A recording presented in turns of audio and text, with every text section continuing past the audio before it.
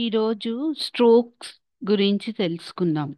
Strokes అంటే ఇద్దరు వ్యక్తుల మధ్య ఒక సంభాషణ లేదా ఇద్దరు వ్యక్తులు కలిసి లేదా వేరువేరుగా చేసే పనిలో గాని ఒక వ్యక్తికి ఇంకో వ్యక్తి ఇచ్చే మెచ్చుకోలు లేదా విమర్శ, తిట్టడం అవ్వచ్చు.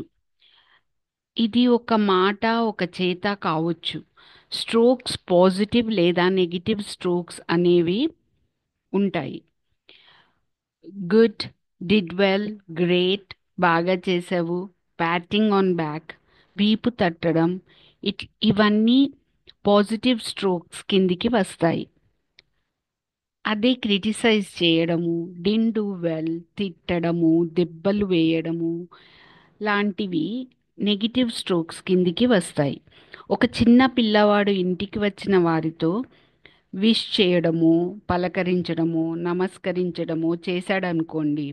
వచ్చిన వారు ఎంతో సంతోషంతో ఆ పిల్లవాడిని దగ్గరికి తీసుకోవడము, మెచ్చుకోవడము చేశారనుకోండి. అది ఆ పిల్లవాడికి పాజిటివ్ స్ట్రోక్ అవుతుంది. చక్కటి ఆహ్వానించే చిరునవ్వు కూడా పాజిటివ్ స్ట్రోక్ అవుతుంది. ఇలా ఇలా ఎన్నో సందర్భాలలో మీకు ఒక మనిషికి దొరికే పాజిటివ్ స్ట్రోక్స్ చిన్నప్పటి నుండి మనకి కనిపిస్తాయి. ఈ పాజిటివ్ స్ట్రోక్స్ మనిషి యొక్క ప్రవర్తనను పునరావృతం చేస్తాయి.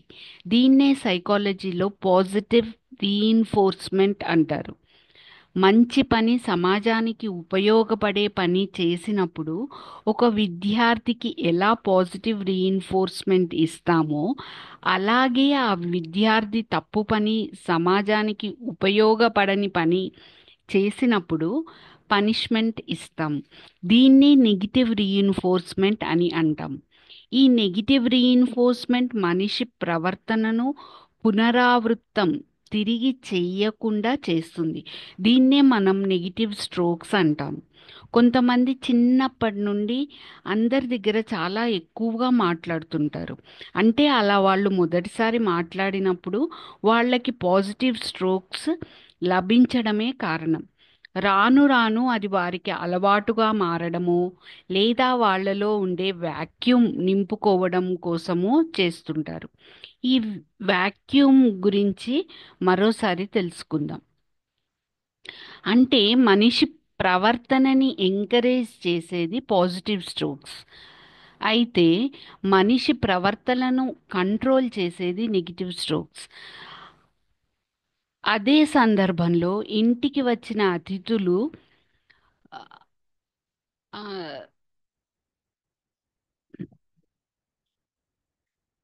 అదే సందర్భంలో ఇంటికి వచ్చిన అతిథులు అప్పటి సందర్భమే తీసుకుందాం. ఆ పిల్లవాడు విష్ చేసిన వచ్చిన వారు ఏదో కారణం వల్ల అలసిపోయో ఆటో వాడితో గొడవ పడి తాము అప్సెట్గా ఉన్నప్పుడైతే ఆ పిల్లవాడు విష్ చేయడంని, నమస్కరించడంని పట్టించుకోరు. They brush it aside. చాలా చిన్న విషయం, కానీ అది ఆ పసి మనసుకి గాయం చేసే నెగిటివ్ స్ట్రోక్ అవుతుంది. దానివల్ల ఆ పిల్లవాడు మెల్లిగా తను అబ్జర్వ్ చేసిన దాన్ని, గమనించిన దాన్ని బట్టి తన ప్రవర్తనను మార్చుకుంటాడు. వచ్చిన వాళ్ళని విష్ చేయడం మానేస్తాడు. ఒకసారి అదే సందర్భంలో పాజిటివ్ స్ట్రోక్, ఇంకోసారి అటువంటి సందర్భంలోనే అదే వ్యక్తుల నుంచి నెగిటివ్ స్ట్రోక్స్ వస్తే కన్ఫ్యూషన్ స్టేట్లో ఉండిపోతాడు. అందువల్ల ఆమ్, ఆ కన్ఫ్యూజన్ వల్ల to do or not to do conflict వల్ల వచ్చిన వారిని కలవకుండా రూమ్లో ఉండిపోతారు. They just avoid the situation. ఇలాంటి సిచ్యువేషన్స్ పిల్లలకి పెద్దలకి మధ్య ఎడబాటుని తీసుకువస్తాయి. ఎంతో సంస్కారం, డిసిప్లిన్, మంచి నైజం ఉన్న కుటుంబాల నుంచి వచ్చిన యువతీ యువకుల్లో కూడా తప్పుడు ప్రవర్తన ఉంటుంది. కారణం ఇదే. మనం ఏదైతే తప్పుడు ప్రవర్తన అనుకుంటున్నామో ఆ ప్రవర్తనకి వారికి పాజిటివ్ స్ట్రోక్స్ బయట సోషల్ మీడియాలో సినిమాలో వాళ్ళకి పుష్కలంగా దొరుకుతుంది. కాబట్టి అటువంటి కుటుంబంలోని వారు ఇచ్చే నెగిటివ్ స్ట్రోక్స్ వల్ల వాళ్ళ ప్రవర్తనలో మార్పు ఉండటం లేదు.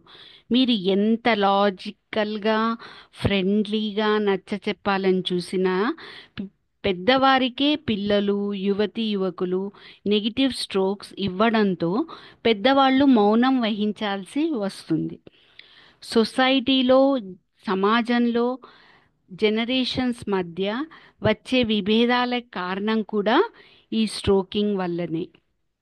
అయితే చాలా ఇన్ఫీరియర్గా ఫీల్ అయ్యేవాళ్ళు చిన్నప్పటి నుంచి ఈ నెగిటివ్ స్ట్రోకింగ్ని ఫేస్ చేసిన వాళ్ళై ఉంటారు. అందుకే ప్రతిసారి మంచి పని చేస్తామని మనకి అనిపించినప్పుడు మనని మనం స్ట్రోక్ చేసుకోవాలి. పాజిటివ్ స్ట్రోక్ ఇచ్చుకోవాలి. డిడ్ వెల్, మంచి పని చేసావు అని మన భుజం మనం తట్టుకోవాలి. దాన్ని ప్యాటింగ్ యువర్ సెల్ఫ్ అంటారు. అది మనని కాపాడుతుంది. అదే మన ఆలోచన, ఇంటెన్షన్ అయినా తప్పుది ఉంటే, మంచిది కాదు అనిపించినప్పుడు ఒక చెంపదెబ్బ వేసుకొని డోంట్ థింక్ బ్యాడ్ అనుకోవాలి. ఇవి డిఫెన్స్ మెకానిజమ్స్ లాగా మనలో కలిగే ఇన్ఫీరియర్ సుపీరియర్ ఫీలింగ్స్ని కంట్రోల్ చేస్తాయి. ఈ రెంటి గురించి మరోసారి చెప్పుకుందాం.